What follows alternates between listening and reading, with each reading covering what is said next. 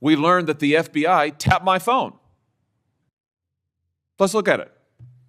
We've got a list. Tapped my phone, tapped Lindsey Graham's phone, tapped Marsha Blackburn's phone, tapped 5 other phones of United States senators. Gee, it sure looks like targeting political opponents to me, and yet I haven't heard a word from that side of the dais about any concern whatsoever. We've got nothing but concerns today, but no concern at all for a Justice Department that is tapping the phones of sitting United States senators because who knows why. They don't like them. They're members of the opposition party. They're Republicans. They're conservatives.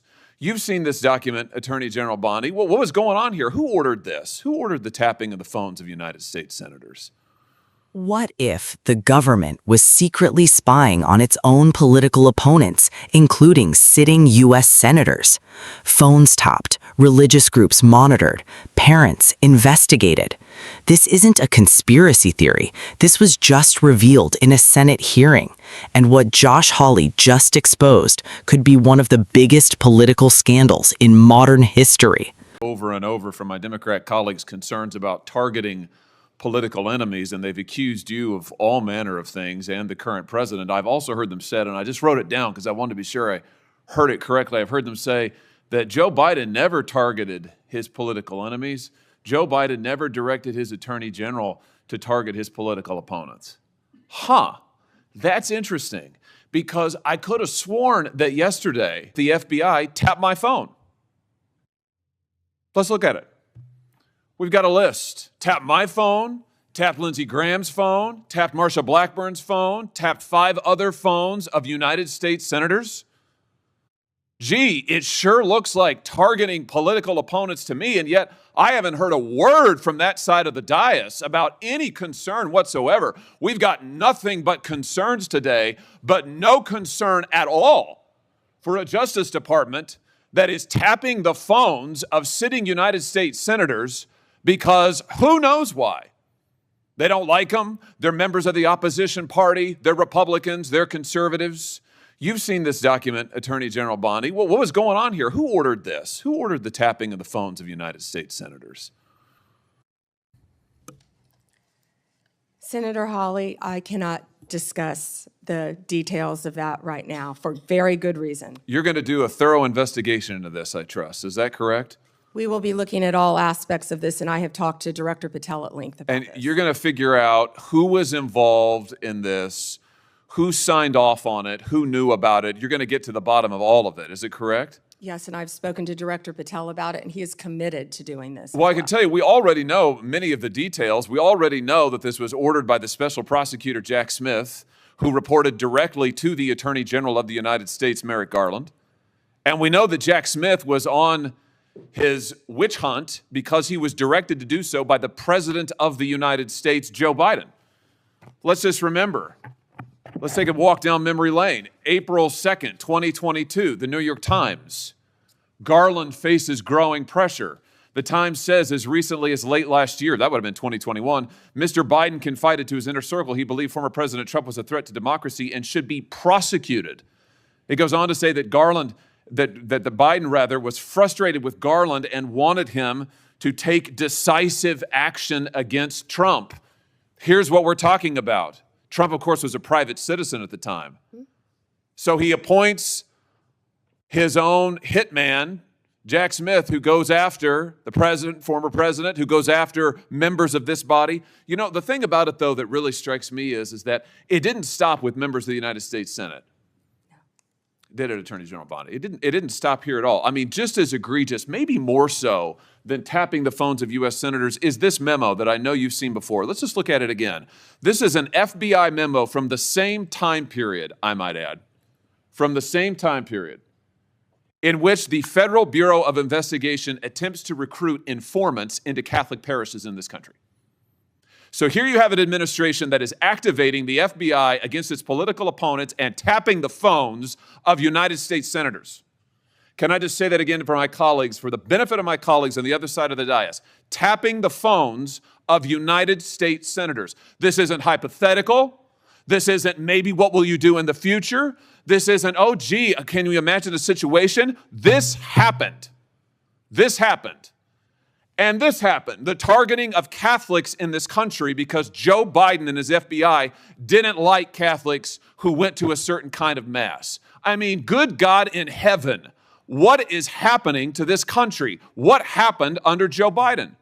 Or then how about this, the infamous school board memo, where Merrick Garland, at the direction of the White House, issued a memo activating the FBI's counterterrorism division against parents who attended school board meetings and had the temerity to ask what their kids were being taught.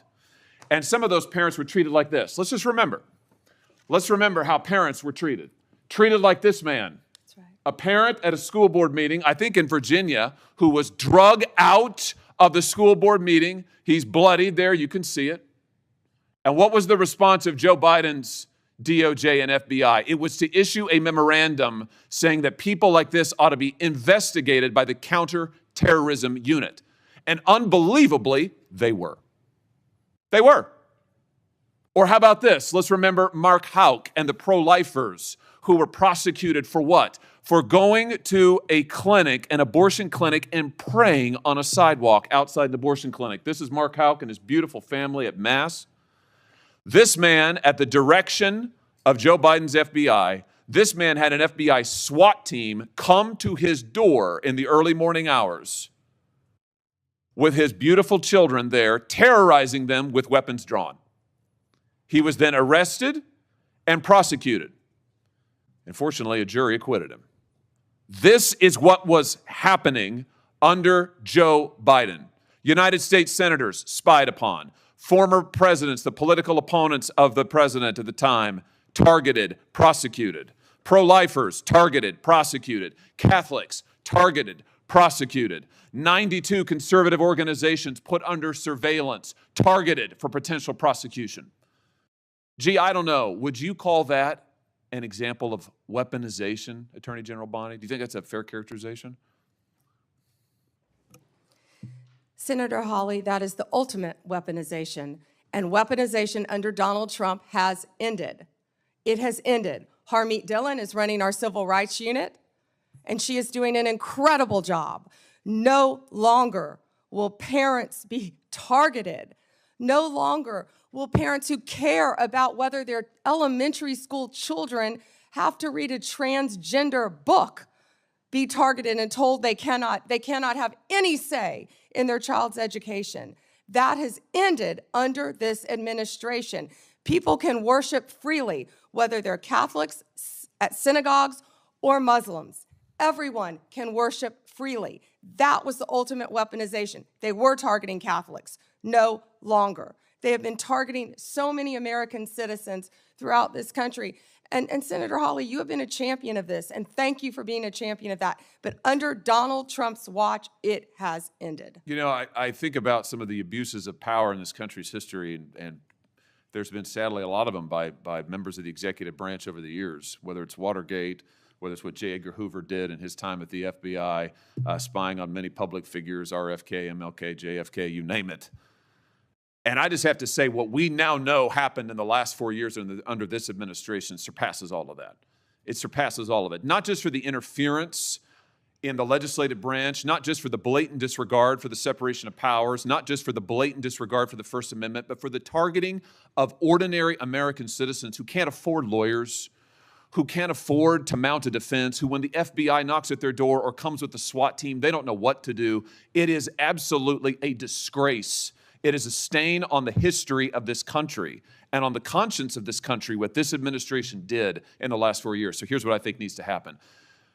Madam Attorney General, I think we need a special prosecutor to be appointed whose sole responsibility will be to get to the bottom of what has happened in every instance that I have just named. I think we need to know exactly who approved the wiretaps on United States senators, who knew about it, what agents were involved at DOJ or the FBI. I think we need to know exactly who signed off on the Catholic memo, the spying memo, who was involved with it, how far did it go. I think we need to know exactly who authorized the prosecution of Mark Houck, who terrorized pro-lifers and tried to intimidate them. I think we need to know that, Mr. Chairman, this committee needs to do oversight hearings. We need to have thorough hearings into what has happened.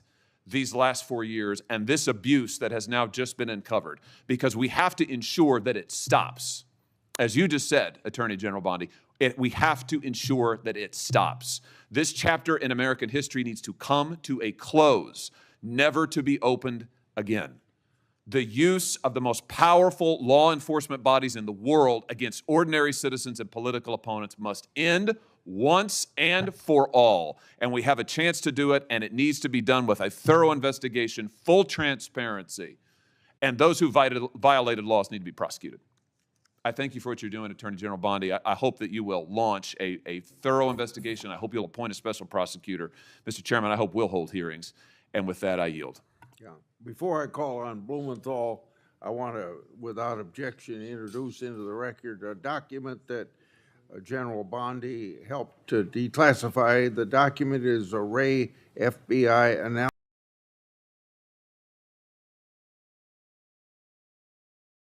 A shocking confrontation unfolded in a Senate hearing when Josh Hawley accused federal agencies of weaponizing their power against political opponents.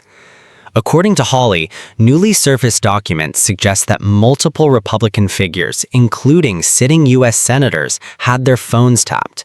Not one, not two, but several. And the question he raised is simple: who authorized it and why? During the hearing, Hawley pressed Attorney General Pam Bondi for answers. Her response? Limited, careful, ongoing investigation. But Hawley didn't stop there. He connected the dots to Special Counsel Jack Smith, alleging that these surveillance actions were part of a broader effort tied to the Department of Justice under Merrick Garland. And ultimately, he pointed the finger at Joe Biden. Now, these are serious claims, and they go beyond just surveillance. Hawley also referenced an FBI memo that allegedly explored monitoring certain Catholic groups, raising concerns about religious freedom and government overreach. Then there's the controversial school board memo, where parents speaking out at meetings were reportedly flagged for federal attention. And another case involving a pro-life activist whose home was raided by armed agents ended in acquittal. Taken together, Hawley argues this shows a pattern. Political opponents targeted, religious Americans scrutinized, ordinary citizens investigated. Now, to be clear, these claims are highly disputed and investigations are ongoing, but Hawley is calling for something major: a special prosecutor to uncover exactly what happened, who approved surveillance, who signed off on investigations, and whether laws were broken. He also demanded full congressional hearings, saying this could rival historical abuses of power from the Watergate scandal to the surveillance era under J. Edgar Hoover. His message was blunt. If this is true, it's not just politics, it's a threat to the foundation of American democracy. Now the question is, will there be accountability? Or will this become just another unanswered controversy in Washington?